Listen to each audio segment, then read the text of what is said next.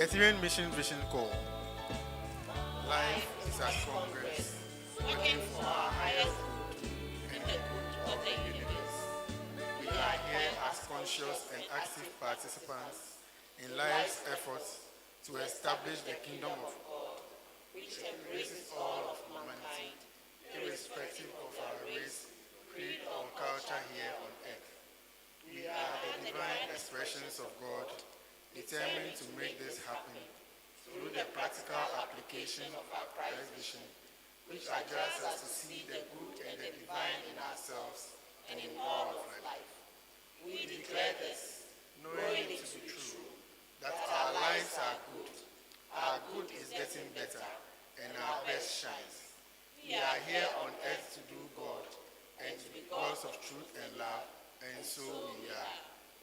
Amen. In our sight, our global vision. Our vision is that of a unified world in which everyone is a catalyst that is activating and promoting the innate good in one another. Our vision is that of a unified world in which everyone is a catalyst that is activating and promoting the innate good in one another.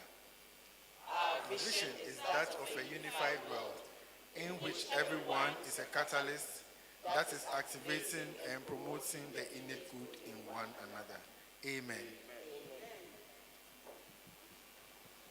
So, brethren, we now move to the next session. But before I introduce the next section, can we have the Etherean Mission Youth Choir give us the invitation? God bless you.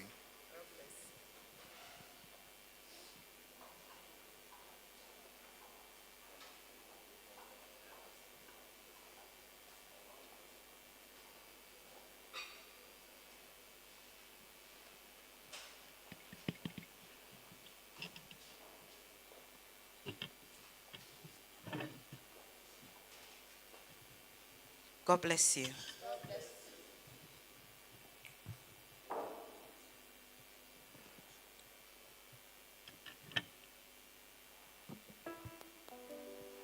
Hello. Hello.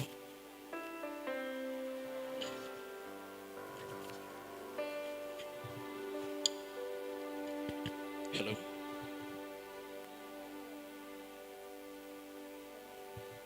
Goodness.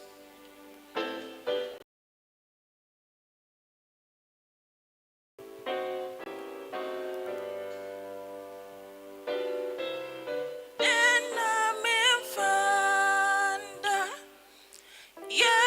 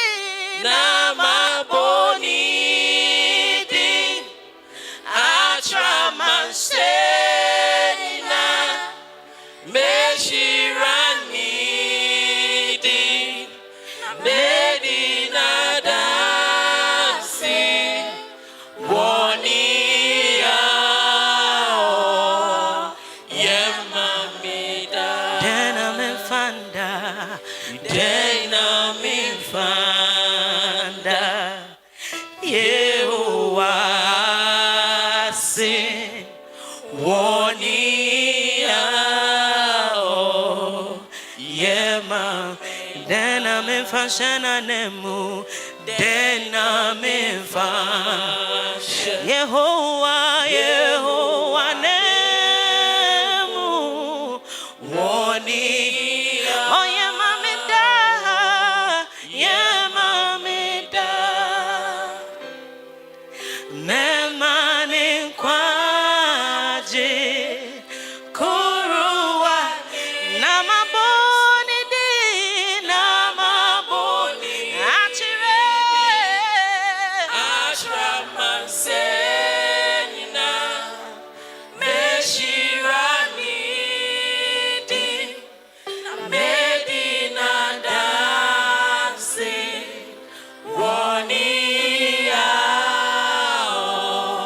yemami wonia wonia yemami wonia wonia yemami da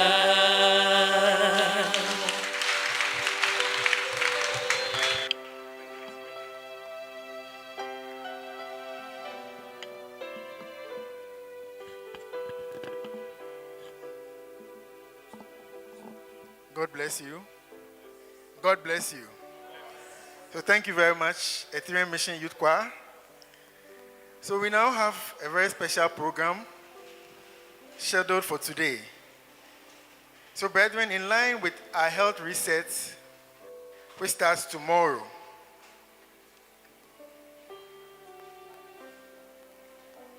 we are going to have an educative session on adding life to your years and years to your life.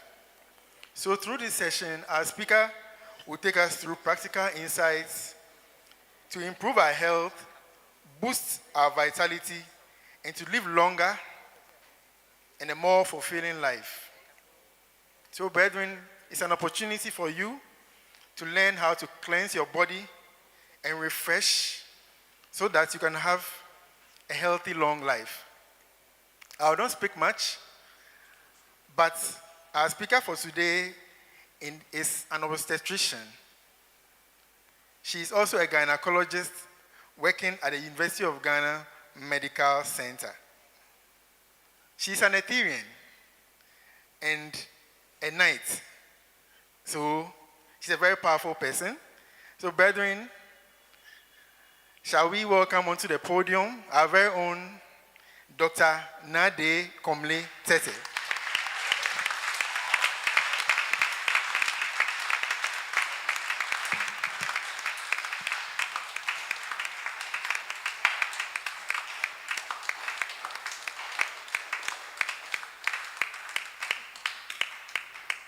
Thank you. Thank you so much, Stanley, for the introduction. I'm very happy to be here today. For the past few months, I've been stuck in the triangle, as my dad would call it. You know the triangle? The triangle here, the pelvis, because I'm a gynecologist, so I happen to be here most of the time. And today, I've been tasked to lift my head out of the pelvis and take you through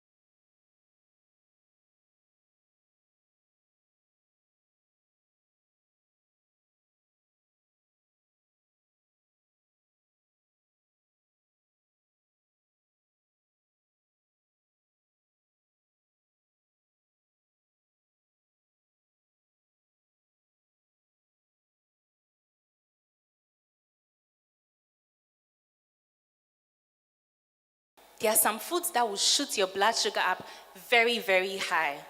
Some foods will shoot your... So for example, when you take in something, you're very hungry, and then you think about, okay, let me just take some bread and then some Coke just to satisfy me. So then you just take your bread. Once you take in the bread is a food that has a high glycemic index. It quickly raises your blood sugar up. So your blood sugar will shoot up. But what happens? After a short time, your blood sugar then goes down so quickly. It shoots down, goes down so quickly, and then you feel hungry again. And then you want to take in more, and then more and more. Unlike certain foods like beans, yam, oats, porridge, those ones have a low glycemic index. So when you take in the food, your blood sugar takes time. It takes little time before it finally climbs up. And so by the time you get to half of the food, you're already full, because it will take a long time for your blood sugar to shoot up, and you don't get hungry quickly. These are foods that we say have a low glycemic index, and these are the kinds of foods that you should be eating. High glycemic food, foods that have a high glycemic index are quick fixes. You're hungry, so hamako brodo konimaye. Then you start taking it, and then you finish a whole bread. By the time you realize you're done with a whole loaf of bread and then some Coke, and then you feel full. But do you realize that after a short while you're hungry again? You don't feel. Do you realize that? Yes, that's because it just has a high glycemic index. So these are foods that I want us to stay away from. So examples of foods that have high glycemic index are foods like beverages, cereals, like cornflakes, fries, popcorn, junk foods, basically. Okay, so these are examples. Rice, white rice, and white bread. I know a lot of us love our white rice and our white bread. So that's a food with a high glycemic index. So you get hungry very quickly, and then you want to take in more. So these are foods with low glycemic index. Now, have you ever thought, why do we like junk food? Why? Why are we attracted to eating junk food? Supposing I come here and then I spread a platter, and then the platter comprises of, I have some chichinga, that's kebab, and some yam, kelewele on one side. And then I've got some salads, and then some fruits. How many people will reach for the salads first? Honestly, yes, just a few. Most people will reach for the spicy, yummy foods, right? So have you ever thought why? Why does the brain feel like that tastes nicer than the vegetables? Why not the other way around? Why is the healthier one not what tastes nice for us? And the one that's not so healthy, and now we are being challenged to take in the healthier one when it doesn't taste as good. Now, here's why. So there's a guy here called the brain. And the brain is what controls everything in our bodies. So once you take in these foods contain salts, they contain pepper, they contain spices, and they taste so yummy. So when the brain gets a feel of it, there's a button in our brain. It's called the feel good. It's called the reward button. So once you turn on that button, you're going to feel so good. And then something we call hormones, or hormones are like messengers in our bodies.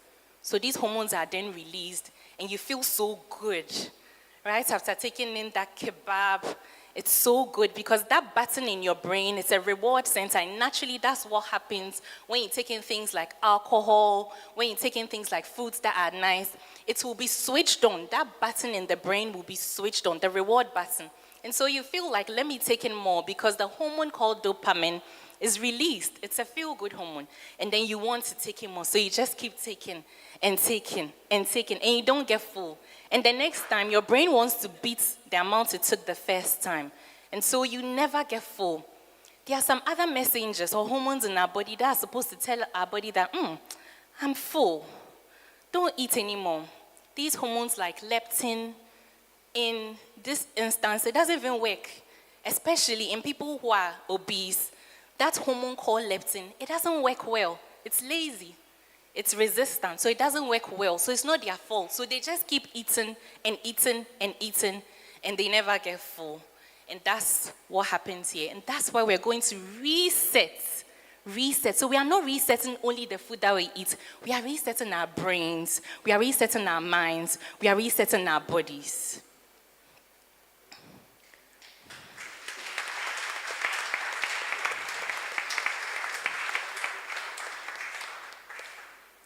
Okay, so we've had balanced diets from school, from primary school. We've all had balanced diets. We can recite it. What is a balanced diet? And we can recite it. I'm also going to say the primary school definition, just basic. We're not doing too much here.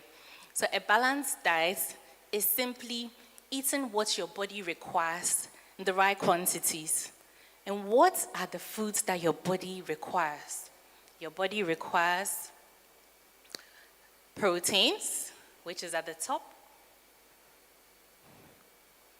Okay, so your body requires some proteins. Your body requires some vegetables. That's the larger part of the plate. And then your body requires some carbohydrates. So this is what they say. When you have a plate of food, you divide your plate into two parts. Half of the plate is supposed to have salads, fruits. That's going to give you minerals and vitamins. Then the other half of the plate is going to have proteins and your carbohydrates. So you're going to divide that other half into 2 quarters. So a quarter would go for your meats, that's your proteins, and the other quarter is going to go for your carbohydrates. And the carbohydrates, remember I spoke about the high glycemic index. So you're eating foods that have, a low glycemic index or complex carbohydrates. Okay. So this is how your plate is going to look like. So 50% is going to go to the vegetables, like I said. 25% goes to the proteins. And then another 25% goes to the whole grains. Can we all see, please? Yes. So this is how our plate is supposed to look like generally. Not only health we settle. This is how your plate is supposed to look like. This is how Brother Ishmael's plate looks like daily. Every single day. He's very consistent with it. You should see his plate every day. This is how his plate looks like. Yeah, so I want you to start eating like this. So the eating habits, you are not doing it necessarily to lose weight. You are not doing it because you've been told you have to do something. So you are doing it for this period and then you stop it.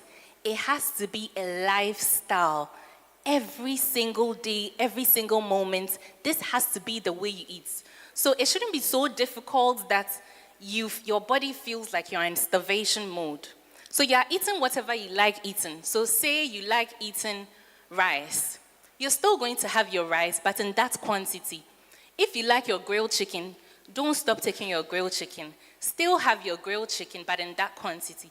But have some vegetables on the side. So do not stop eating what you like, but eat it in little quantities. Little quantities. In the UK, somewhere in 2003, I think, Tony Blair, the then Prime Minister, initiated a program. That was the so what they did was they had like 5 portions of vegetables and fruits in their diets. They put that in their diet. It was compulsory. So every time anyone had to have food, they had to have 5 portions of fruits and vegetables incorporated in their diet. It was part of a rule that was passed. And so everybody had to do that. And that helped. They noticed there was a transformation when they initiated that. Also, in addition, for the school feeding program, they decided to change the kinds of foods they gave the children, like foods that had junk, like the fries and biscuits, donuts and whatnot. And then they started giving them fresh foods. And from the time they did that, they realized, because there was a lot of childhood obesity. Now a lot of children have obesity, and there are children having type 2 diabetes at a very early age. So that was on a high rise, and they needed to stop that. So even in the UK, this has been done, and it's working well. Now, when you go to China, some of you know I've lived in China for about a year. Yeah, I remember when I went to China, I had a cultural shock. Around 6 a.m., I saw everybody marching towards one place, and I asked where they were going to. They were all going to have breakfast. And then, around 12 noon, I saw them again marching, and I asked where they were going. They said they were going to have lunch. Around 6 p.m., it was the same thing. And whenever you saw what they were eating, they ate really fast. It was mainly made of soups, lots of fresh vegetables, and then carbohydrates, but mainly lots of soups, proteins, fresh vegetables. And they eat a lot during the time they are working, during the time their metabolism is working. So they work a lot and they burn out the fat. And it was like, that's the norm there. I mean, if you go to China, some of the greeting they have is, have you eaten? That's 你吃饭了吗? 你吃饭了吗? Have you eaten? That's their greeting. Instead of saying, good morning, good afternoon, someone meets you and said, 你吃饭了吗? Why? Because diet is such an important part of their of their lives. And they have realized how it has shaped them. And I mean, back then, I was told that this is just by the way, back then they actually used to eat human beings as well. So if they ask you and they say you haven't eaten, then everybody starts running away. They say, 你吃饭了吗? You say, you haven't eaten, and everybody just starts running from you. That was what it was back then. So it's very essential. Food is an essential part of our beings. I can't reiterate it any further. So now let's look at the types of diets. We have different types of diets. Before we come to health reset, you know health reset is not the first type. There are so many types of diets. I just want us to be aware so that, I mean, when we go out there, we are not so naive. We know that there are different types of diets. So we have the standard diet, which is what I have mentioned now. That's the carbohydrates, vegetables, and fats. And then we have disease-specific diets. So supposing someone had hypertension, then they're going to tell you to take in foods with low sodium, foods with low salt. If you had diabetes, then they're going to tell you to take foods with low sugars. So those are disease-specific diets. And then we have vegetarian diets. So vegetarian diets have little animal products. And then we have vegan. There's a difference between vegetarian and vegan. Vegans actually don't even want to have anything animal, no leather, no honey, no dairy, nothing. So vegan is different from vegetarian. You can have a vegetarian that takes in fish, like a pescatarian, or a pesco-vegetarian, like our daddy, Brother Ishmael, he's a pescatarian. He takes in only fish, vegetables, eggs, but no meat. No chicken, no poultry. And then we have ovo-lacto-vegetarian. So you can choose that you want to take eggs, milk, and then vegetables. You can also choose that you're taking out milk, but you're going to take in eggs and your vegetables, or you be a lacto-vegetarian. So, I mean, there are different types. And then we have the vegans who are very strict about it, but once you do something like this, you must be sure that it's sustainable. Or a flexitarian. You're here, you're neither here or you're not there. 1 minute, they are vegetarians. Another time, they're asking you, can they have some of your meat? I know somebody like that. She said she was vegetarian, and then I was having my little McDonald's with my chicken nuggets, which I loved so much. And then she said, can I have some? Can I have some of your chicken nuggets? Yeah, I was actually surprised, but that's a flexitarian. So we have those who are on plant-based diets. Then we know the keto diet, which is more of less carbohydrates, and then they take in more fats. And then the intermittent fasting. So someone can decide that they want to do 16 hours, no eating, and then maybe for 8 hours, they're going to eat. So that's intermittent fasting. But all these things like intermittent fasting and all that, once you stop it, you gain the weight back quickly. So most people do it because they want to lose weight, and it has to be sustainable. Okay, so these are the others. Now, to the main meat of the matter. That is our health reset by Etherean mission. So I happened to ask Daddy, what brought about health reset? When did it start? How many years? I thought it started about 10 years ago because I remember being a house officer. I just started working as a medical doctor and I had to be doing health research while I was working and I was breaking down, but I was enjoying it. Initially, I felt like I was breaking down, but later on, I felt so good and I rather had more energy towards the end and I was working so much. Everybody was asking how I was getting the energy to work. So that's how I recall it. That was in 2018, or 2017 to 2018. But then when I was speaking with Daddy, he then told me, no, health research has actually been there for longer than that. Actually, the idea of health research started many years. In fact, before you were born. So back then, what was done, there was a book. Daddy, sorry, I forgot the name of the book. Pardon? Okay, so the book is Guidelines to Daily Management. So there was a book called Guidelines to Daily Management, and we are hoping we can get it printed because all these, and then we can also get a health reset as part of it. It's very important. So what was done was that preceding a diet, so in a week, you would take a day of fasting, a whole day of fasting. You can choose to do a 12-hour fast. You can choose to do a 24-hour fast. But preceding that diet, you're going to use an enema.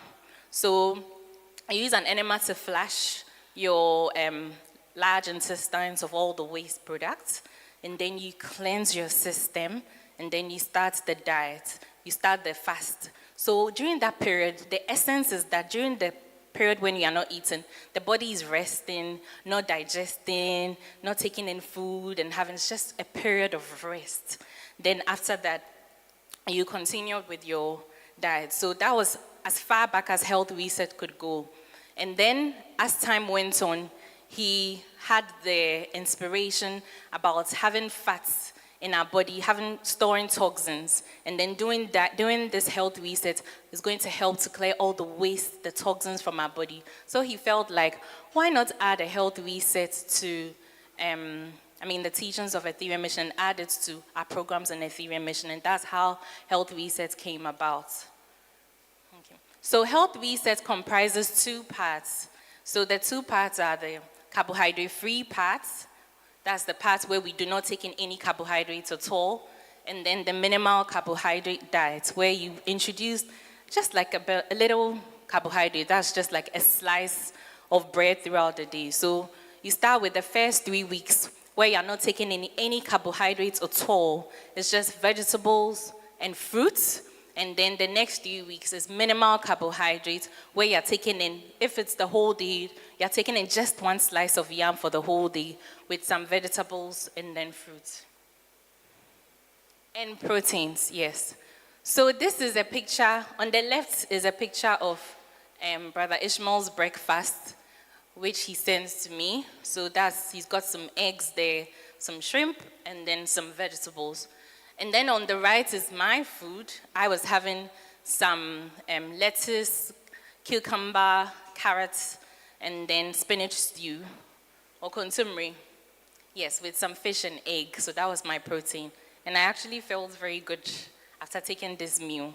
So what happens with the health reset is that initially when you start it, like I said, because the body is not used to that, the brain wants you to eat food that will reward the reward system. So you're going to fight it a little bit. For the first few weeks, it's going to be quite difficult. Once you train your body, you reset your brain, you're going to adjust and you're going to actually enjoy it. By the end of health research, you're going to feel so good about yourself. So, we need to make ourselves accountable. So what we are going to do, I think I'll talk about that towards the end anyway. So don't know how this video. So this is a video just showing what Daddy was eating whilst he was in the UK, and he was sending it to me to just tease me. So this looks quite extravagant, the kind of food, but it's because he was in the UK and it had been prepared for him, so it was just sending it to me to tease me. Okay. So now we've looked at the anatomy of the health reset. Let's look at the physiology. Let's understand what actually happens during the health reset. So during health reset, what happens? There's going to be reduced sugar. Suddenly, you're not taking in so much sugar, so your body is going to be confused. What's going on?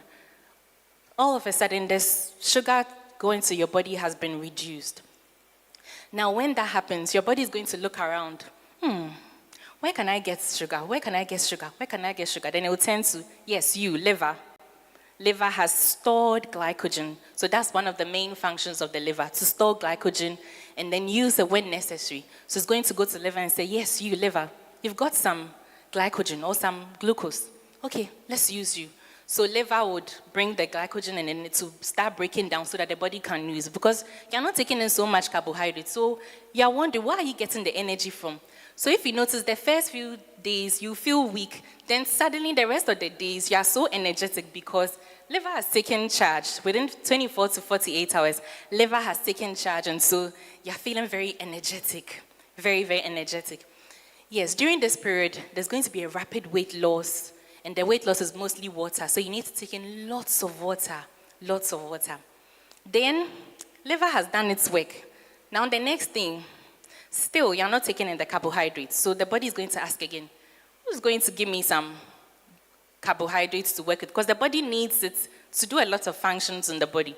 So then it will think, okay, so fats, the stored fats, you saw so much fat, you're not using it. So the fats would then surrender and then decide to be used. So that's when you have the fat metabolism. So the fats will start breaking down. That's ketosis. That's the ketogenic diet. So the fat is now broken down and fat is used. So then the body now shifts from storing, because you were initially storing fats. Now you're not storing the fats anymore. You're mobilizing the fats. You're now using the fats and you're burning it. You're actually working. So that's the physiology of the first half of the health. So that's what happens in the first half. So you're burning all the glucose, and your body is producing new ones from other organs to help to take care of you. Then the second half, suddenly you are reintroducing. Why do we reintroduce? We could have done the whole 6 weeks without introducing any carbohydrates. But we noticed that people have something like what we call the carbohydrate flu, where when they don't take the carbohydrates for such a long time, when they suddenly take the carbohydrates again, they now feel very sick. Some of them feel bloated. Some of them had diarrhea. So because of that, we decided that we're going to be introducing the carbohydrates in little quantities, but then just like a slice of bread or a slice of yam. So during this period, there's now increased glycogen, and then there's an insulin rise. Then after that, there's a breakdown of the glucose, just like the first one. Okay, but then this gives you metabolic flexibility, meaning that the body can just quickly switch from one type of metabolism to the other. It can switch from glucose metabolism to fat metabolism easily. Now, this is the core of the matter, and I need you to listen why this is very important. There's a little guy we call insulin. It's in our bodies, and it controls so many things. It's produced by the pancreas. Do you know the pancreas? Do you know you have an organ called the pancreas in your body? Yes. The pancreas produces insulin. Now, this insulin, it does so many things. Once you take in sugar, insulin just quickly comes around and says, there's sugar in the body. And it quickly absorbs the sugar and pushes the sugar into your cells, into your brain, into your muscles, the parts of the body that actually need the need the glucose. That's insulin's work, to push glucose to where it is needed, the parts of the organs where it is needed. But then, if you're someone that just takes glucose, you're taking sugars anyhow, 1 minute you're drinking some bottle of Coke, you're eating your fufu, you're confusing your body. You're taking in too much sugar at different times. It's so erratic, so confusing. So you're taking in too much sugars at different times. So insulin is just being produced here and there. It gets to a point when insulin cries that there's sugar here, I need to work on this sugar. The body does not listen. That's what happens and it ends up in diabetes. You hear I say type 2 diabetes because the body becomes resistant. So it stops listening, the body stops listening to insulin. It doesn't care. And insulin is just produced in high quantity. So there's high insulin, but the insulin is not working. And we call that insulin resistance, and that's diabetes, simply. That's diabetes. So in health reset, what happens here is that because you are now taking the sugars, you've been taking the sugars in low quantities. Now when the insulin comes in, the body will now listen to it. Because now you're not taking it in large, confusing quantities. The brain has now reset. So just little insulin is produced, and now the brain is now saying, okay, I'm now hearing you. So the brain will start listening to insulin again. And that is how health reset helps to treat type 2 diabetes. And we have evidence from Dr. J and so many people that have mentioned that through health reset, they've been able to help their patients who have type 2 diabetes and they are not even on medication through health reset. So this is where the whole issue comes in. It comes with the insulin and the fact that once you start taking it right, the brain resets itself and then there's no more insulin resistance. The body listens to insulin and then it solves the problem. So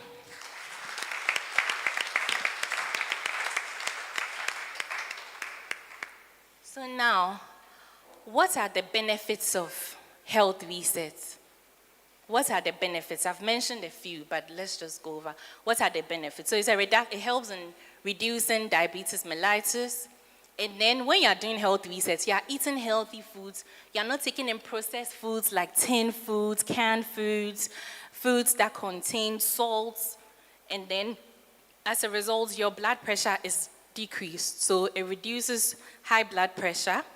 And then as an add-on, your weight is regulated. And then also helps people who have cardiovascular problems like heart disease and all that. And then it makes you more disciplined. You're able to discipline yourself and know how to reset your brain. You don't let your brain take charge over you and decide for you and let your senses take over you and decide that this food is good, so I'm going to take it. You are able to take charge of your senses and control them. And then also, once again, I'll talk about gynae. It helps with management of PCOS, that's polycystic ovarian syndrome, and subsequently infertility. So there are some people that will come to you, they have this PCOS, that's an imbalance of their hormones. Their male hormones in their body, the testosterone in a female body. Females have both testosterone and progesterone. Like they have both female and males, we have both female and male hormones. I hope you know that. We have both in us, yes. So sometimes in women, when there's an imbalance, they'll end up having more testosterone, and then that would affect their fertility, that would affect their menses.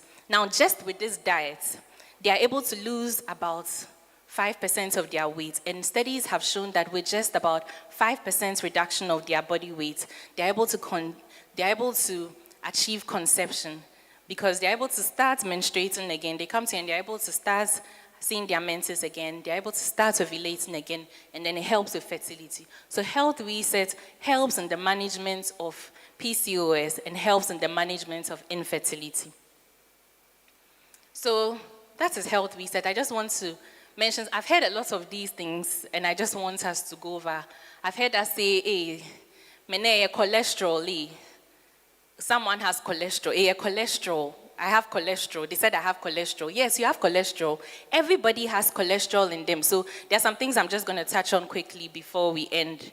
So cholesterol is a substance in our body that is used for so many functions. One of the functions it's used for is in production of hormones. And hormones are messengers in our body. Without cholesterol, as a woman, you won't even have your normal reproductive system without cholesterol, because that's what helps in your female hormones. And without cholesterol, as a man, you have your normal male reproductive system. So cholesterol is essential. Cholesterol helps in forming some of our cells. Our cells are made up of cholesterol. So you cannot do without cholesterol. So you can't say, me, I don't have cholesterol, someone has cholesterol. We all have cholesterol, right? We agree now. We all have cholesterol. But the problem with the cholesterol is that some people have the HDL, that's the high density lipoprotein. No need to bore you with that. And the LDL, that's the low density lipoprotein. So the problem is the cholesterol is there, but there are some carriers or some vehicles or some cars that are supposed to carry the cholesterol from one place to the other. Now, when these cars are not functioning well, when these cars do not work well, then one becomes bad cholesterol and the other one becomes good cholesterol. So the good cholesterol will carry the fats, the cholesterol, and take it to your liver so that your liver will break it down. Bad cholesterol, it won't carry it to your liver. It will send it to go and be stored as fats. It will send it to your blood vessels and go and block it so that the person will end up having a heart attack or the person will end up having a stroke because it will go and clog your blood vessels and the person's blood pressure will go high, and as a result, the person will end up having a stroke. So that's what we mean by bad cholesterol and good cholesterol. So when you see your lab reports, you look out for HDL and LDL. If LDL is increased, it means that that's carrier, that vehicle that is carrying the cholesterol is increased rather, and that's no good. So that's what you need to check. If it's the HDL, it means that the one that's carrying the cholesterol to the liver to be metabolized is what is increased, and that's the good one. So that's why we call it good cholesterol and bad cholesterol. Then let's talk about salt, the salt intake. Now, WHO actually says that the salt intake for an individual should just be 5 to 6 grams. And that's just like a teaspoonful. So what it's saying is that we actually don't need the salts that we take. You only need about a teaspoonful a day. So in a day, you only need a teaspoonful. But of course, the food won't taste nice to us. So we add salt. So the rest of it is just for our entertainments. It's just for us to enjoy it. But what you really need in a day, the amount of sodium that you need in a day is just 5 to 6 grams. So just know that after that tablespoon or teaspoon, all that you're adding is just the entertainment part of it. And once you take in a lot of sodium, too much salt, you're going to end up having high blood pressure because wherever sodium goes, water follows. Wherever sodium goes, water follows. And when water follows, then you're going to have the pressure in your blood vessels increasing. That means your heart has to pump more to function, and then you end up having a high blood pressure. So this is just the daily amounts of salt you're supposed to take. So now, let's talk about the Maggi and all the spices that we love to use to cook because, of course, it does make the food taste good. But then it contains something we call monosodium glutamate. And this monosodium glutamate it also triggers the feel-good hormone, like I said. So it makes the food taste good. The brain enjoys it. But at the end of the day, it's also just going to increase your sodium level. It's going to increase your blood pressure. And it's going to give you palpitations. It's going to give you headaches, sleepless nights. Those are some of the side effects. And it really has no nutritional benefits. So I would advise that we use more natural spices to cook as compared to these kind of spices that contain monosodium glutamate. And then there's alcohol. Alcohol is nice, right? It's nice. Yes. It tastes good. It tastes good. But then it really doesn't have any nutritional benefits. Alcohol, if you compare the amount of calories in alcohol, if you compare the amount of calories alcohol has to the amount of calories in carbohydrates, it's actually more. Do you know that? Alcohol has more has more calories than carbohydrates. So if you put 1 gram of alcohol, 1 gram of carbohydrates, alcohol has more kilocalories, about 7 kilocalories, as compared to carbohydrates that has 4 kilocalories. And you are taking it in, and the body is digesting it. And unfortunately, it also has no nutritional benefits. As compared to at least carbohydrates has some nutritional benefits, but with alcohol, there's no nutritional benefits. but you're taking it in. It just makes you feel good. So once you take it in, it goes to the brain. It relaxes the brain. It relaxes you. You feel so good after taking it. And then, yes. And then after that, what next? Then your liver has to do the rest of the work to digest, to excrete. And I mean, I'm not going to say don't take it. All that I'm saying, remember from the beginning, I said, I'm not stopping us from, I'm not saying let's not take something, but I'm saying let's take whatever we take in moderation. Still enjoy life, live your life. Auntie Angela will say, live your life. So still live your life, still enjoy your life, but in moderation. What did I say? In moderation, yes. So we are not saying don't take alcohol, please. But what happens is that when you binge drink and you take lots of alcohol at a time, you're going to injure the liver. Because when you're taking little portions, the body is now, okay, I'm taking some alcohol, it's going to digest it. It's going to digest every little bit. But when you just binge drink, because it's a lot of load on the liver, it's going to injure the liver. So that's what causes the injury to the liver. Then you see that you go and do a scan, and then they'll tell you that you have fatty liver and all those things, liver cirrhosis, and you have liver failure and all that. It's because of the binge drinking. So you can take your alcohol, but in very, very, very little quantities. And then let's talk about water. Our bodies are made up of water mostly. In a day, I'm sure some of us barely drink water. We're supposed to take about 2.5 liters to 3 liters of water in a day, especially considering our climate. We're supposed to take about 2.5 to 3 liters of water in a day. Yeah. So we need to hydrate more. Hydrate is very important. So what are the best eating times? Like I said, the best example is China. So the best eating times, so in the morning, they say you eat like a king. In the afternoon, you eat like a queen. And then, so you start in the morning where you take your breakfast between the hours of 6 to 9.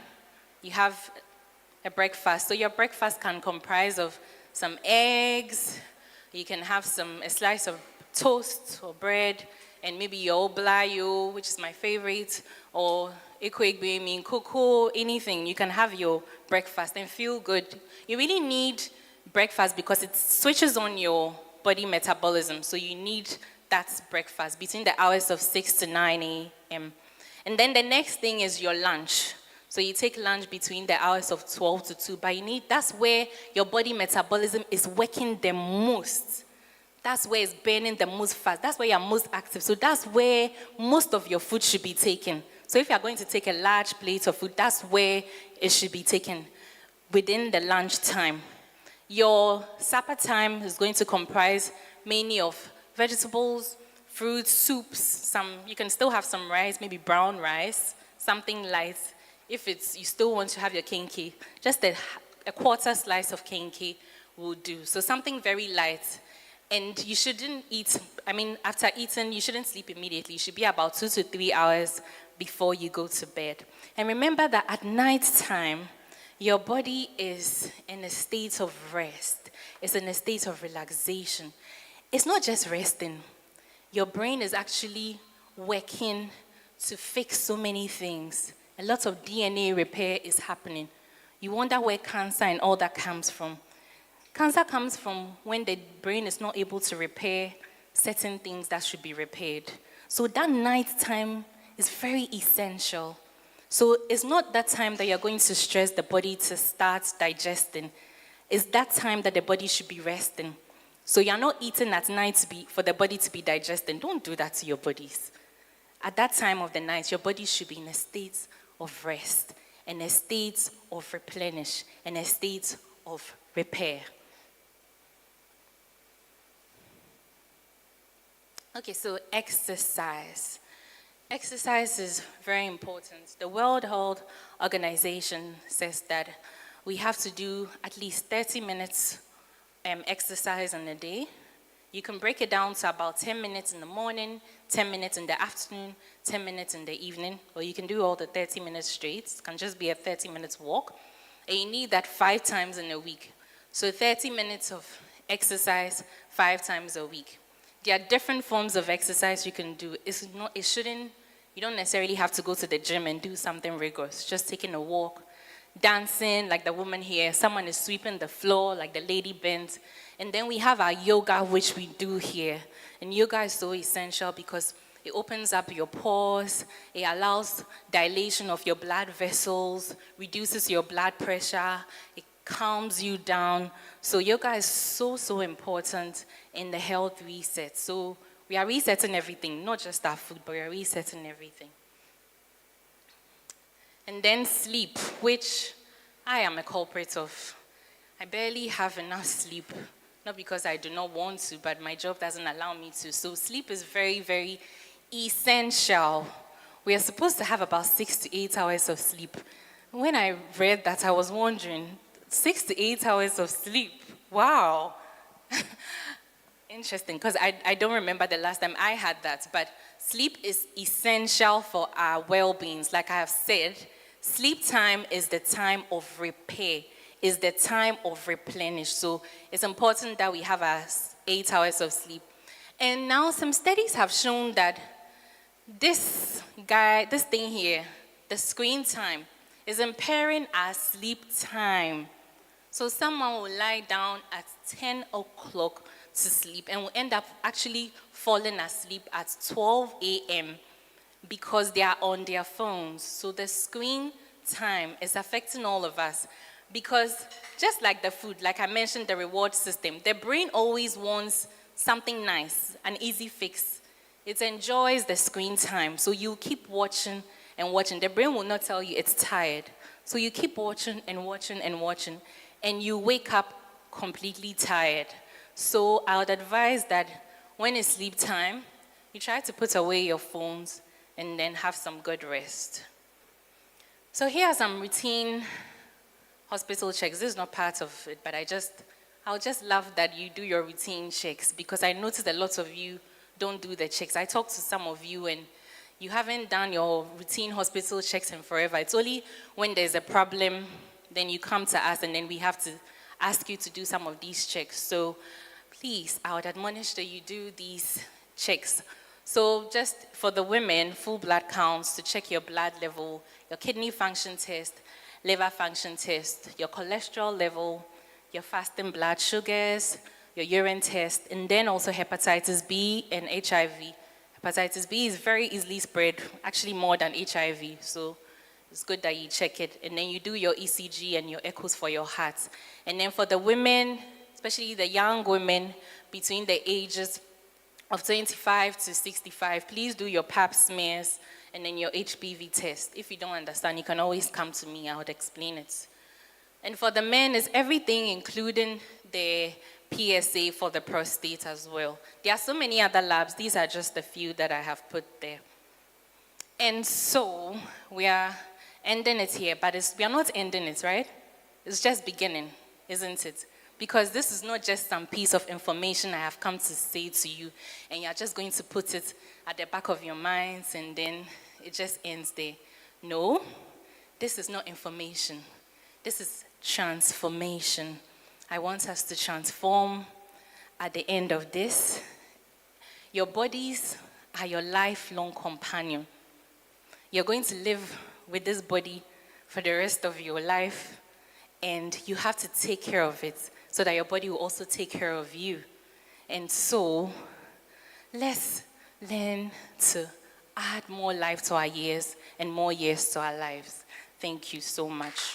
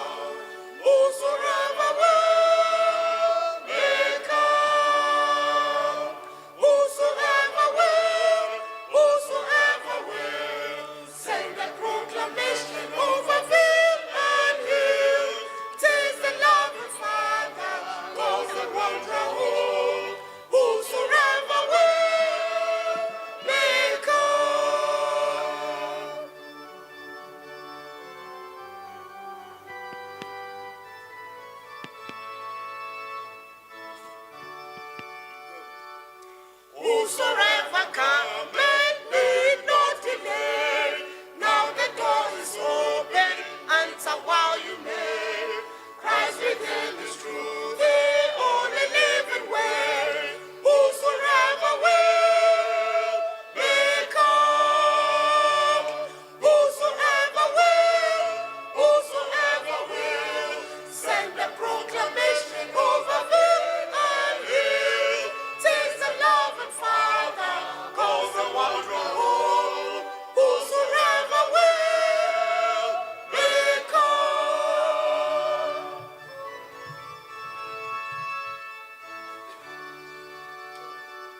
Whosoever will, that promise is secure. Whosoever will, forever shall endure. Whosoever will, taste life forevermore. Whosoever will, may come. Whosoever will, send the proclamation over hill and hill. Taste the love and Father, calls the wanderer home. Whosoever will, may come. Whosoever will, send the proclamation over hill and hill. Taste the love and Father, calls the wanderer home. Whosoever will, may come.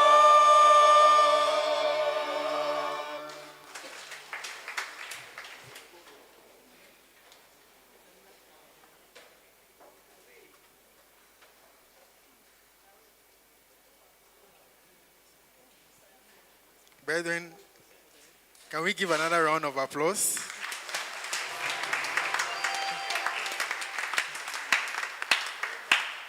We've all been hearing health resets, but this session gave me much more insights into health matters. I hope it's the same for you. Yes. So we would allow for 2 questions for Dr. Nade. So if you have any question, just raise your hand. We'll pass the mic to you, and then we'll have it answered. Okay, so I have a question. So during the health reset last year, round about the 13th day, I started feeling feverish, something like a flu. So the first time I felt, okay, I was falling sick, so I broke it and started eating carbohydrates. But the second time we did it, around about the same time, 13th day, it was similar experience like fever and stuff. But I continued with the health research.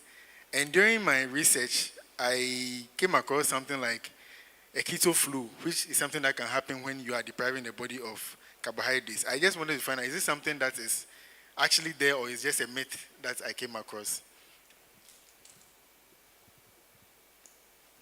Yeah, so Stanley, you're right. I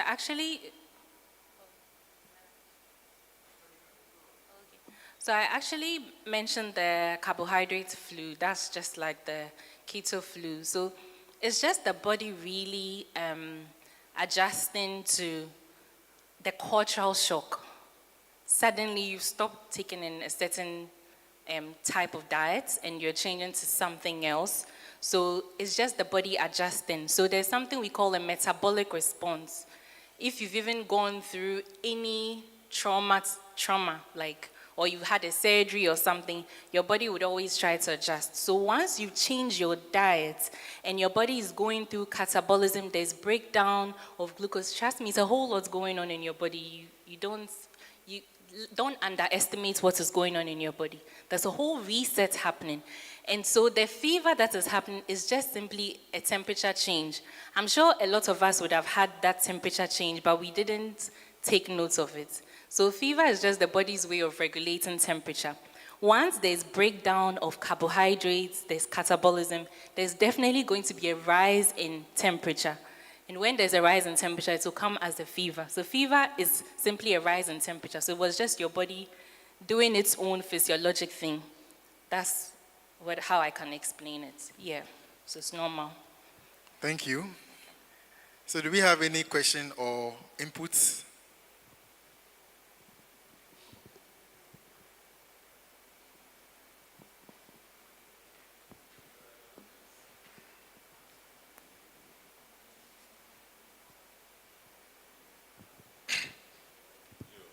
God bless you. My name is Emmanuel Dugbate. Yeah, thank you very much, our own doctor. Once again, we have enjoyed your teaching. I just want you to clarify something so that we all understand very well. In your introduction, you have said something that sleeping too is very, very good for our life or our body. And at the same time, when you are sleeping, it means that you are resting your body. Exactly. So with this, I want you to give us the time that is good for sleeping. I don't want to live here. When I go home, instead of for me, Emmanuel Dugbate, to go work tomorrow and I will be sleeping. Because the doctor said that sleeping is good. So I have to sleep. And the same time, I don't want anybody to live here because doctor says sleeping too is good. Instead of that person to go and cook for her husband, he said, doctor said we should sleep very well. Because in Ghana here, we know that we must go work 8 o'clock and close, come back 5 o'clock or 6 o'clock. So with this sleeping, me with my knowledge that doctor was saying we should sleep, when you want to sleep very well, you have to sleep, go into bed very early and sleep very well. In Etherean, we all notify that 3 o'clock, 11 o'clock, we have to wake up and sleep. At the time 3 o'clock, because the doctor said we have to sleep well, 3 o'clock, I will not wake up. So I want you to put it all these things in our time so that we can all enjoy it. Thank you very much.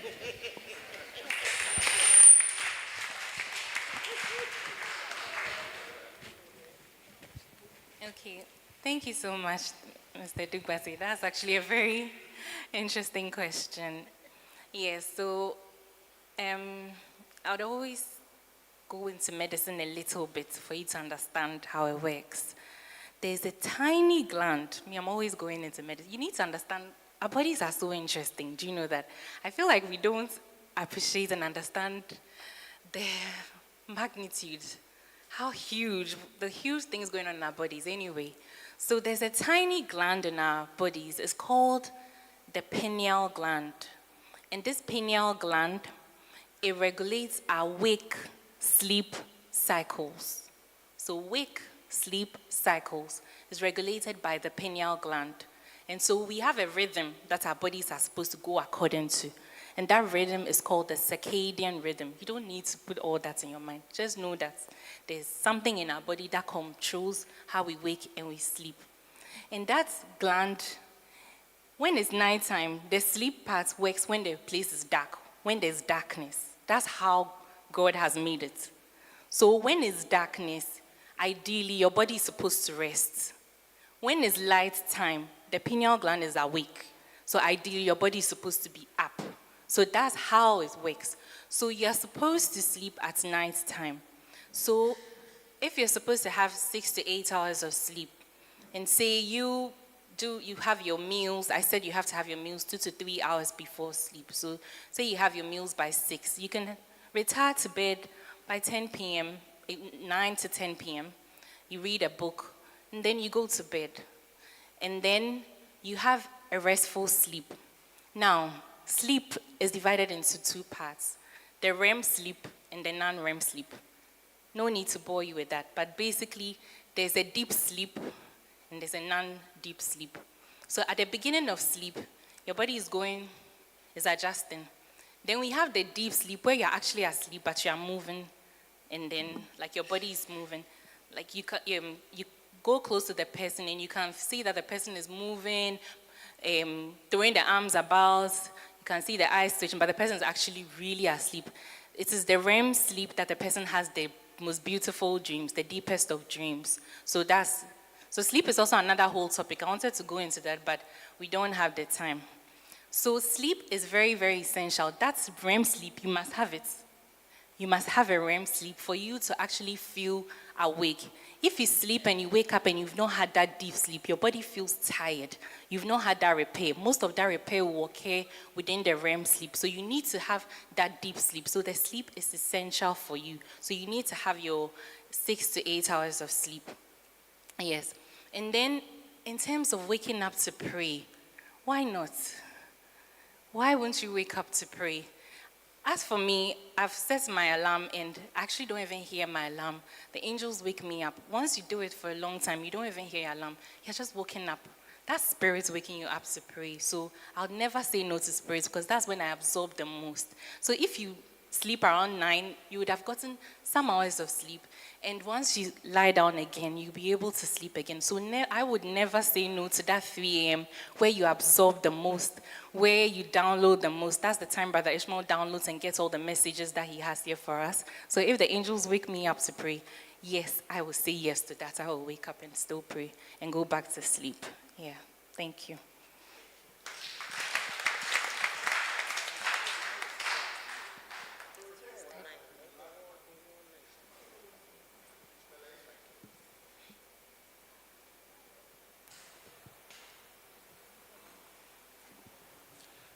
God bless you. Health Reset has been there from the very beginning of Etherean mission. And like she said, right, we used to have a book called Guidelines to Daily Management. We put all of these in how to wake up, when you wake up, even how to check your breath before you step. If your breath is in the right nostril, put the right foot on the ground 3-4 times first, and so on. Sometimes Africans don't read, so it's not encouraged this book to be reprinted. But it's a very small book. Health Reset has been there when we have taught that at least once every week, take a day and go through a complete fast, possibly 24-hour fast, and drink a lot of water. The night before the fast, take warm water enema. Has anybody heard about this before? Let me see your hands. So I'm happy. Many hands are here. And in the book, Fountain of Life, page 330, it's right there. Right? On the day of the fast, food is avoided completely. The fast is preceded by an enema with simple lukewarm water done the previous night, and so on. On page 330, it's even right there. So that is to tell you that we have had it from the very beginning. And then when we blended it into full health reset, so the body cleanses, because the air we are taking now is polluted. Am I right? The food we are eating, the fertilizers we are using.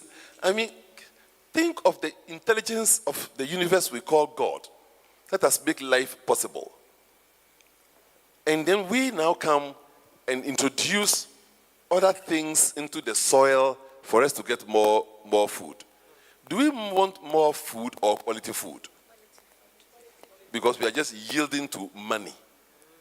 Money values have taken over human values. Human values have taken over spiritual values, and the soul is lost. So we're taking pollution and pollutants from so many things, the food we are eating, the water we are drinking. The government is doing its best so that we get away from galamsey, but we still have some of the minerals in the water. That's why it's important that you make a time to do thorough. So you can be doing your weekly 1-day fast, purifying the body. When we were doing 1-day fast, or even when we fast and we say drink a lot of water, the unenlightened used to condemn us that how can you fast and be drinking water? Today, some of them are waking up and realizing that Ethereum machine, we are always ahead of time, right? Mm-hmm. So it's right there in the book. So we've been doing this, and when we blended it into a full body reset system, I was doing it. Then my wife joined me. And when she joined me, she said people in the church noticed that there was something different in her energy. So they started asking, what have you been doing? And she said, oh, we've been doing health reset. Then the question was, why are you, the elders, doing it and then not introducing to us? Darling, am I right if you want to complete me there? Yes, you are right. You are. Right. So then, we started to introduce it to the whole church. And like our doctor said, first 3 years, everybody loved health reset. Thereafter, that became the next slogan. Because we have you. Because we are Yura. Because you in Europe, no. If you know the magic of life, now God has given us everything, and we tell God the way you're giving it to us is not good. So we cook some of the food, we fry some, we roast some, we bake some. I mean, where is the natural food God gave you? So you must make time to say, for this period, I'm just going to eat God food. At least every day, let some God food be in your food, raw, natural. But every food must be chichinga or something, baked, fried, roasted, microwaved, and so on. So you need to bring nature into you. Around 5 p.m., birds are flying to sleep. The sheep and the cattle are moving to their pens to sleep. Humans are driving home to sleep. Don't we realize that we are obeying nature? So similarly, if you want to be healthy, you must bring your body's health in alignment with nature so you can add years to your life and life to your years. Thank you.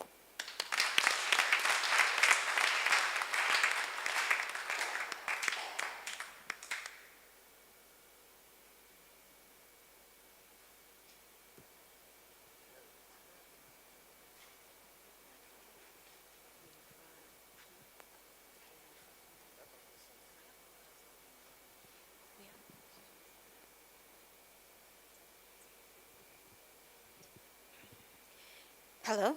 God bless you.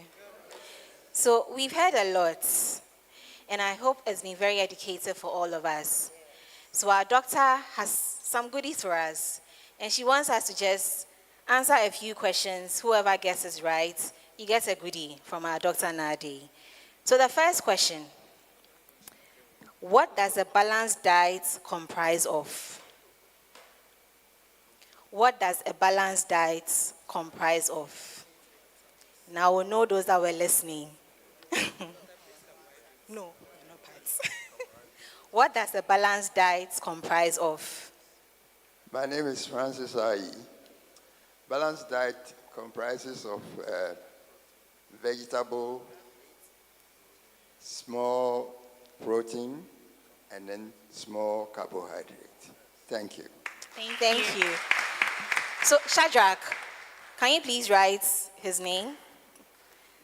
So we'll write those that will get it right. Afterwards, okay, she's taking it. Okay, great. And then the second one is, mention any one type of diet and describe it. Any one type of diet and describe it.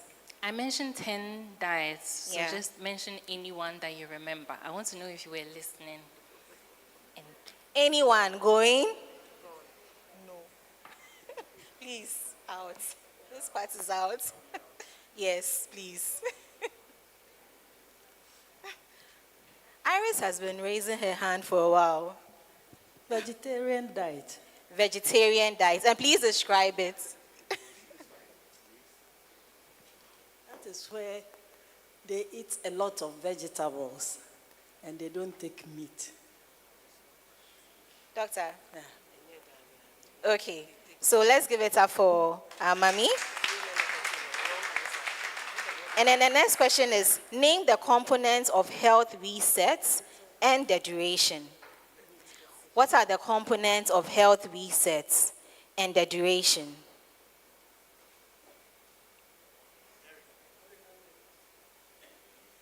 Who is?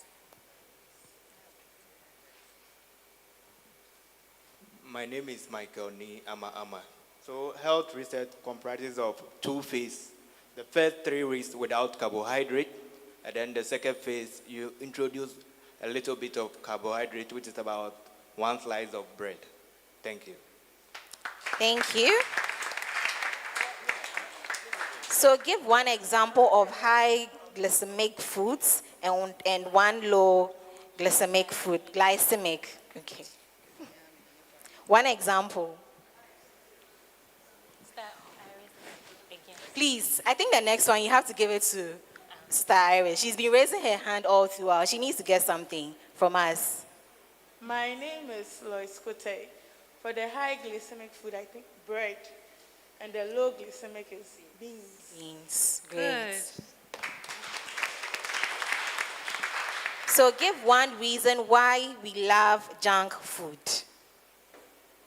One reason why we love junk food.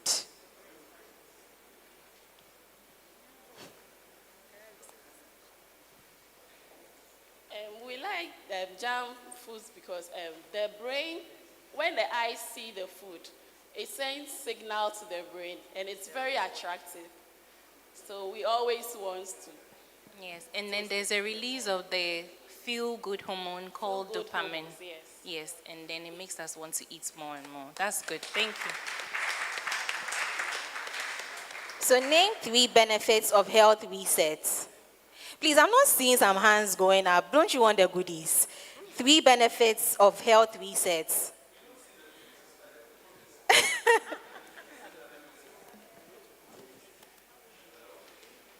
So please raise the goodies so that they know that we are sharing the goodies.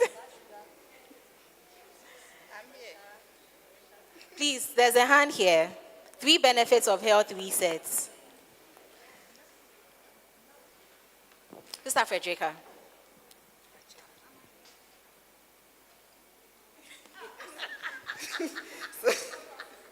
So this is Federica. So health resets, it helps manage your BP, your blood pressure. It's good for type 2 diabetics. And then so the last one. So it helps also with weight management. Great.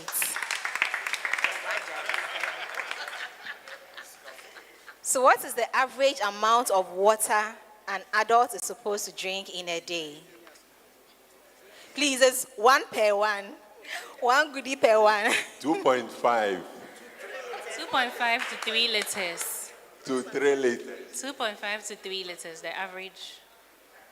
Okay. And But then you can take in more. It depends on the weight of the. okay. So name one gynecological benefits of health resets. Yeah, this is a little biased. Let's see who remembers it. 1 gynecological benefits of health resets. Please, there's a hand here. My name is Grace Eje. It helps in fertility issues. Good. Great. And the other one is PCOS, polycystic ovarian syndrome. That's the hormonal imbalance. Please, we have just 2 left. So if you've not taken some, this is your chance. So what's the major hindrance to our sleep in the evening? This is an easy one. Everyone should be like, let's give it. let's give it to our lady. I think she's a new face, so that she can get something from us. Kate. The phone. My name is Kate Greenslade. The phone. Phones, screens, laptops, anything. Well done. Thank you very much. And then the last one. This is the last one. Explain good cholesterol and bad cholesterol. Explain. This one is a tie. See the hands are The hands are down. It's a little technical. Explain good cholesterol But whoever and was bad really listening cholesterol. will be able to explain. Okay, so there's a.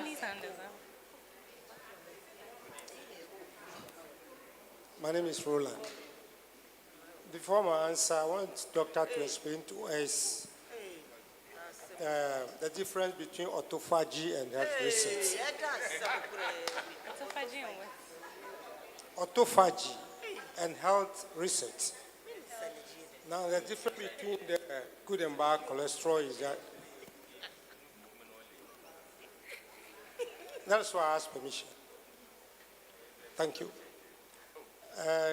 Difference between the good and bad cholesterol is that bad cholesterol is eating or consumption of junk foods to build up cholesterol in our body that reduces the flow of good nutrients to nourish the totality of our body. They form plaques or plaques that narrow the arteries and the alleys to our various bodies. And that of the good cholesterol or the LDL or something, which we eat health-rich foods in the various proportions to narrow the free flow of nutrients to our bodies. Thank you. Doctor? Okay, thank you very much. So I'll just explain. I think it's a good attempt. I'm happy about it, but just so we get it simply, because I noticed that lots of us didn't raise our hands. So cholesterol is the substance in our bodies that everybody needs for everyday function. Without cholesterol, we can't survive. But cholesterol has two carriers in our bodies, two carriers or two vehicles that will carry it from one place to the other. So we have the LDL, which is the low-density lipoprotein, and then the HDL, which is the high-density lipoprotein. Now, when the HDL is the carrier, the vehicle that carries the cholesterol, then we say it's a good cholesterol. Why? Because it carries the cholesterol to where it's supposed to go. It carries it, after it is used, it carries it to the liver to be metabolized, to be broken down, so that it's not stored as fat. But the LDL, which is the bad carrier, is going to carry the cholesterol to where it's not supposed to go. So it will carry the cholesterol and it will be stored as fat in our blood vessels. It will clog our blood vessels, and then this will lead to strokes and heart attacks. So that's the difference between the high cholesterol and the low cholesterol.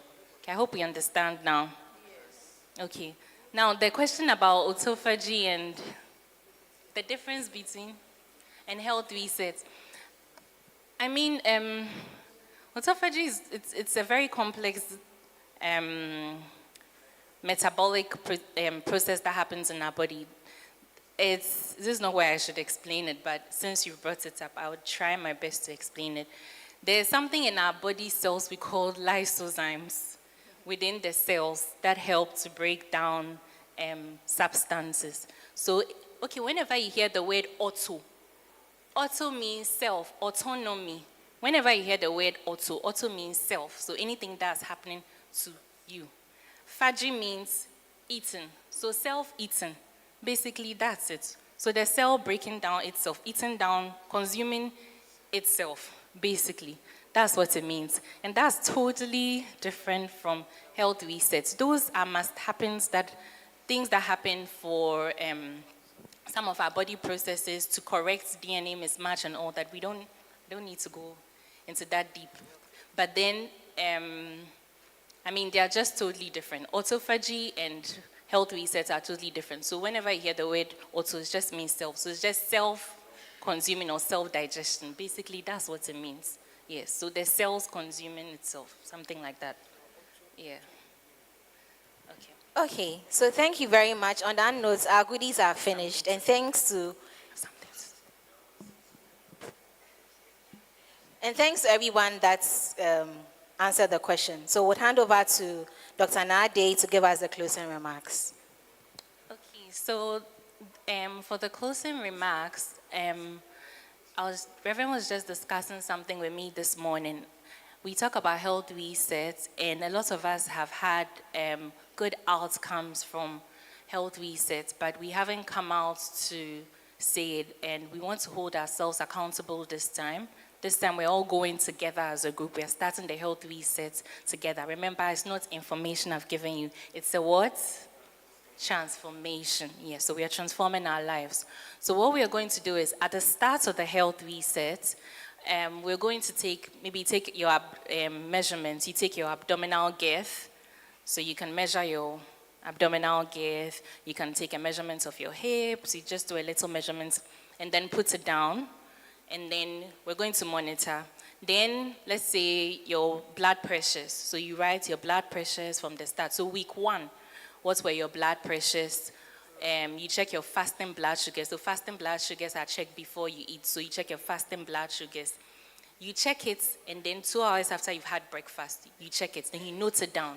So we are starting, week 1. So week 1, you have a health reset book. So you call it a health reset book. Or you can do it on your phones, your iPads. So you document.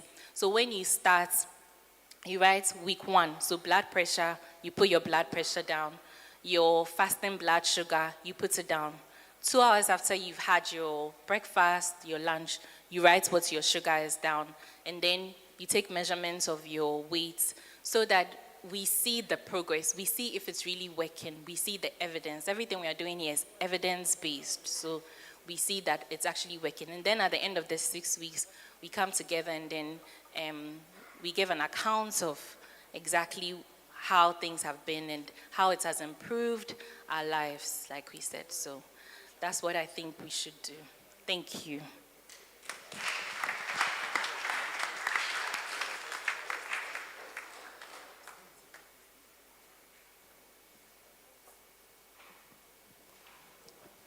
Brethren, it's now time for our offertories. But before then, let's give another round of applause of appreciation to Dr. Nade.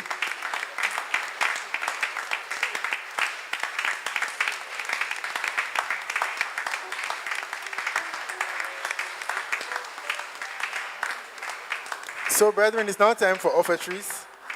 As we are all aware, our offertories come in 2 folds. One for the general running of the mission, and the other is to support our outreach activities. So our online viewers, our account numbers will be rolling on your screen. You are encouraged to send in your love donations to support us. God bless you.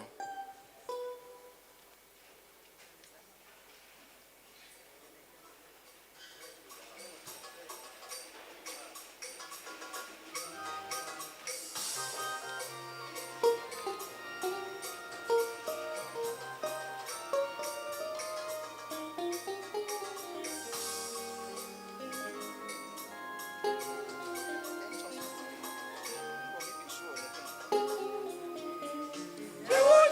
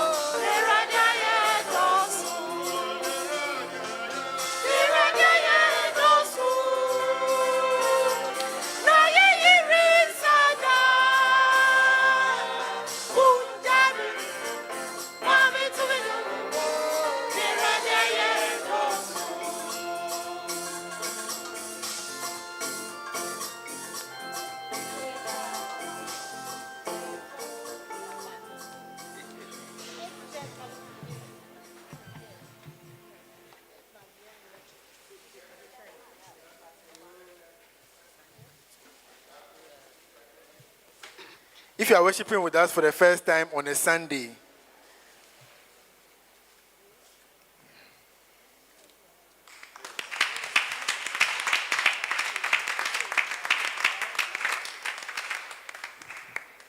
so let's stretch our hands and send our blessings. Welcome to Etherean Mission. The Center for Spiritual Empowerment and Life Mastery. We know who you are. You are the glory of God made manifest.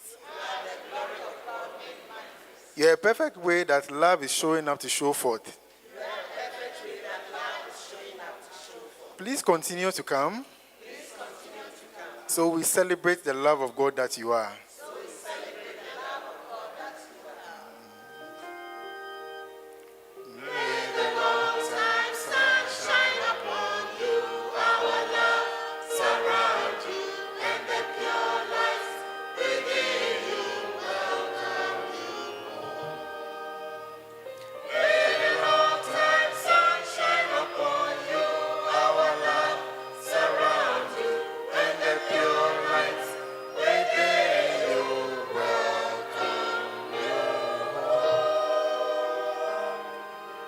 So you're welcome, and then our ushers will be handing out to you our handouts.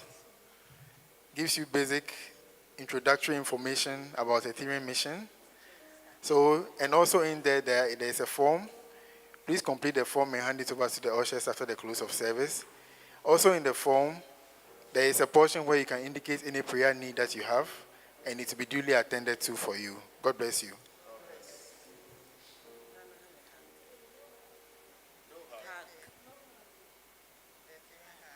Yes, we forgot about the hug. Please, if you are by their side, give them the warm Etherean hug. Thank you very much for reminding me. So, brethren, may I have your attention for the following announcements. Total Health Ministry. Join the Total Health Ministry at 6 a.m. every Saturday for an invigorative total health workout. This session will feature aerobics, cardio, pranayama, and yoga, all aimed at boosting your physical health and getting you back in shape. The venue is the Ethereum Mission Hospital Complex. Sacred Citation. Sacred Citation Thanksgiving Offering. So this will be happening between April to June 2026. So for 90 days, continuously observe the goodness of sacred life unfolding in and around you. Every shift, every blessing, every provision, every moment of relief and transformation. Each time you witness these divine movements, set aside an offering. Infuse it with gratitude.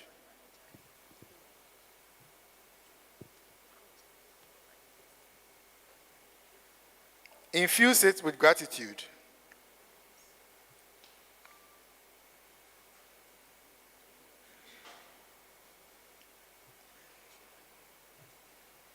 Sorry, a moment. Each time you witness these divine movements, set aside an offering. Infuse it with gratitude, aligning it with the energy and frequency of the good observed or the good you have received. Keep it at your altar or in a sacred space as a testimony of awareness and appreciation. At the healing service of each month, present it in an envelope marked Sacred Citation Thanksgiving Offering. Enter this sacred practice with intention. Engage it fully and witness for yourself and living power of the laws. Witness it for yourselves, the living power of the laws of nature at work in your life. Tower of Blessing, a 90-day spiritual practice for the year 2026, started on Monday, the 27th of April, and it will run to the 8th of August, 2026.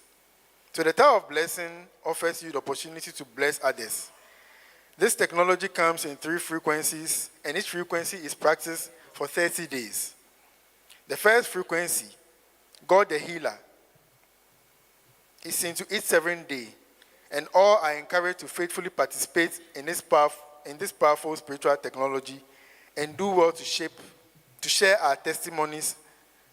Guidelines are already posted on our platforms. Health resets.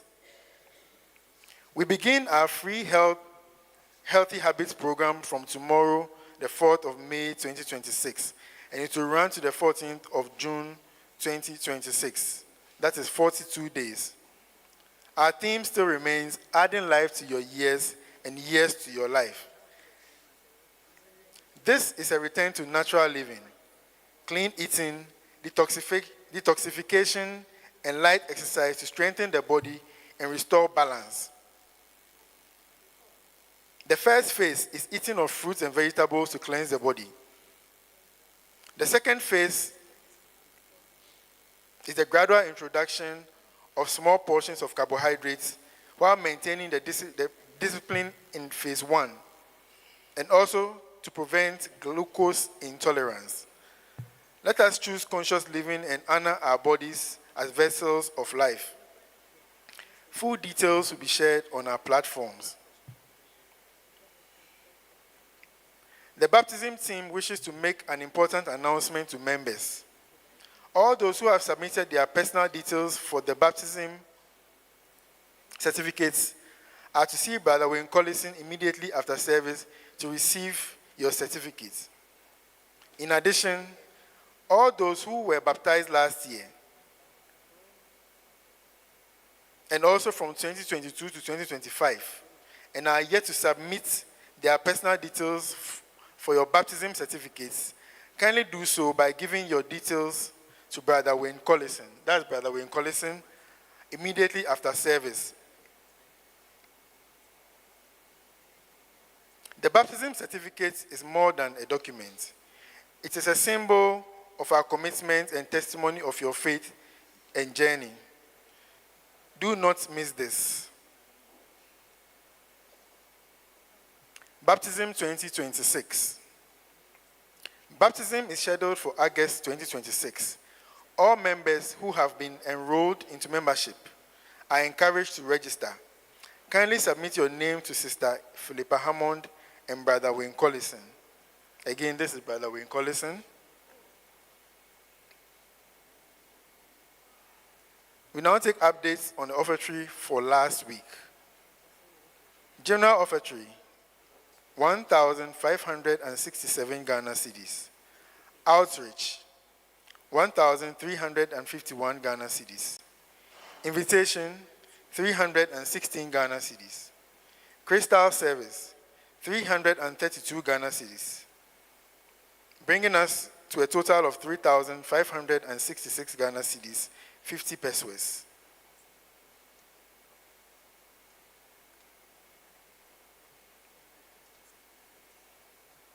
So, brethren, this brings us to the end of our service. I trust it was very educative and informative for you as it was for me. We shall meet next week, Wednesday, for Crystal, and then on Sunday for another Sunday service. Thank you all for coming and have a great week. God bless you.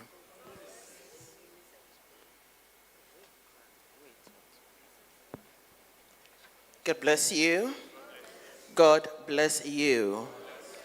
In collaboration with our health talk today, we will engage with Dr. Nade to put on our platforms some of the areas we would need to take or give attention to, keep records of, and monitor ourselves as we go along for the 42 days. So please watch out on our platforms to see those areas, take records on them, and let's monitor our progress. We want to make the real impact of what Health Reset really does for us and tell the world that we have what it takes to live healthy lives.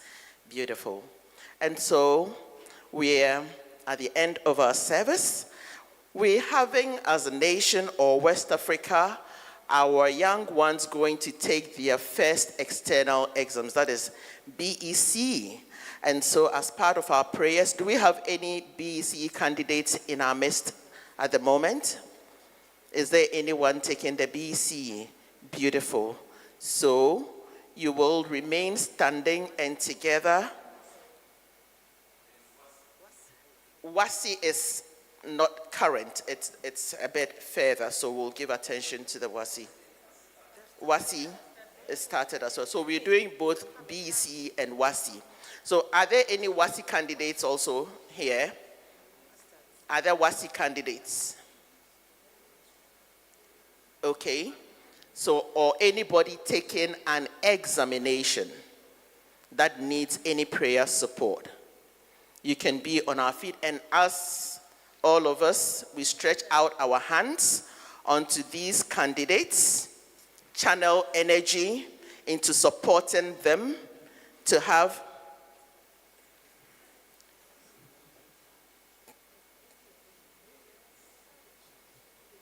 so are parents also around? Beautiful. So let us stretch out our hands. We pray for them that they are guided, they have discernment during this period to go through this most important part or time in their lives. Let's pray.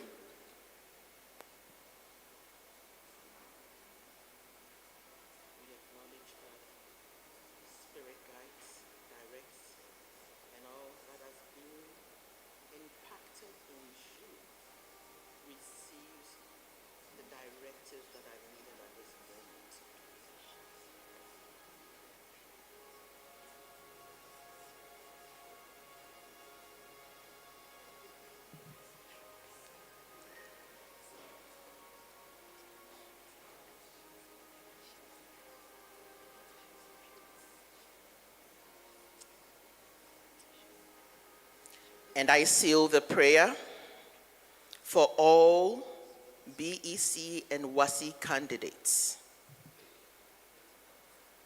Spirit that has endowed itself as these children, these students, you exemplify your intelligence in and through them.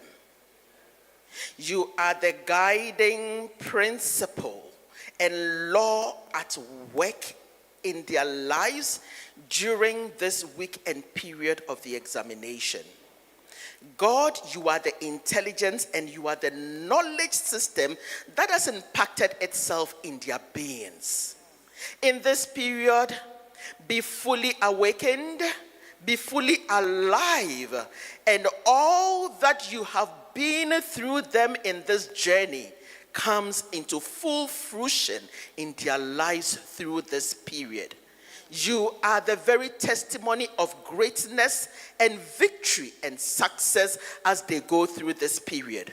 We know you outline every sentence, every question to clarity, and they gain mastery of the questions and they present themselves as you are in and through them, to the admiration of their examiners, to know that yes, indeed, you are truly intelligent in these candidates of you.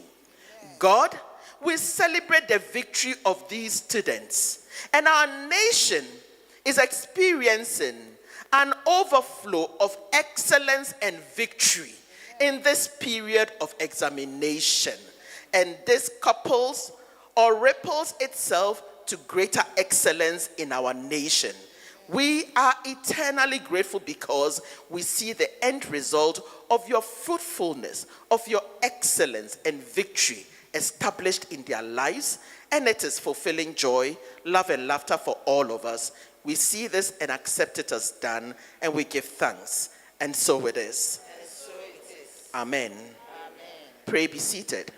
And now, we pray for ourselves, connect to the energy of the day, the transformative energy of the day, and pray, surrendering and connecting to the knowledge that has been given you, and how you are implementing these into your life. And by that, you add life to your years and years to your life. Pray.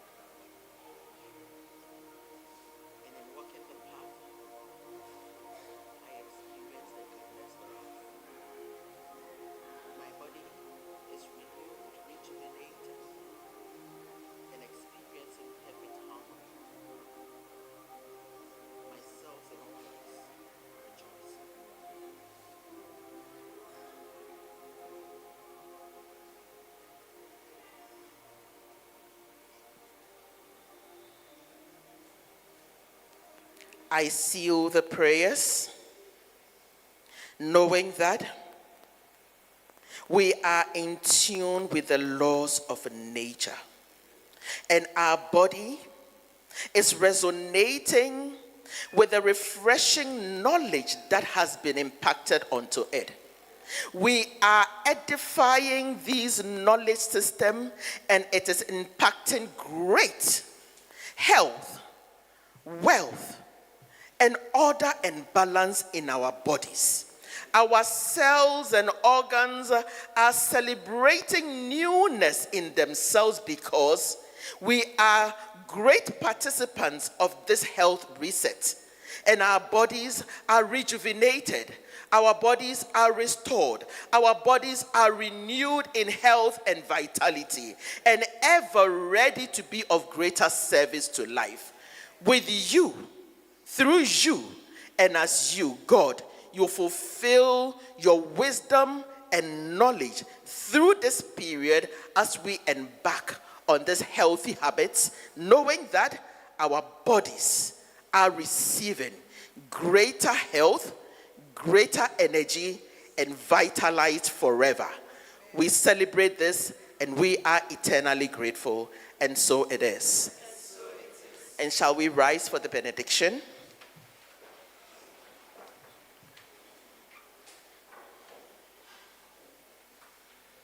You go forth, the very body temples of the living God, strong and agile, whole and complete.